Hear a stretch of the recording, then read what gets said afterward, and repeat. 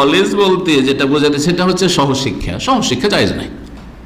যুবক যুবতী আমার সামনে ক্লাসে যেমন আপনারা বসে আছেন, যে তিনতলায় আপনারা বসে আছেন, চারতলায় মহিলারা আছেন, জায়েজ, অসুবিধা নেই, আসছে ইসলামী সেন্টারে শিখে যাচ্ছে, তাই না, পর্দার সাথে।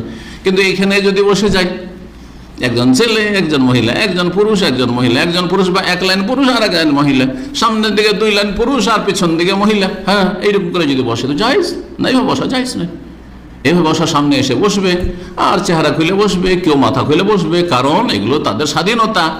আর তারপর একাকার হয়ে বসবে। ইখতিলাত যেটা মিক্সিং জায়েজ না। মিক্সিং এডুকেশন, একসাথে লেখাপড়া সহ শিক্ষা, এটা জায়েজ নয়। এই ব্যাপারে কোনো ওলামাদের দ্বিমত নেই, ওলামাদের ইখতিলাফ নেই। চেহারা নিয়ে ইখতিলাফ আছে। কেউ বলছে চেহারা ঢাকা মুস্তাহাব, কেউ বলছে চেহারা ঢাকা ফরজ, যদিও সঠিক হচ্ছে চেহারা ঢাকা ফরজ মহিলাদের, সাবালিকাদের। কিন্তু একসাথে মিক্সিং এডুকেশন, এই সহশিক্ষা হারাম, দ্বিতীয় মত হালাল, এমন ওলামাদের কোনো ফতোয়া আমার জানা নেই। আল্লাহ যেন বুঝার তৌফিক দান করেন।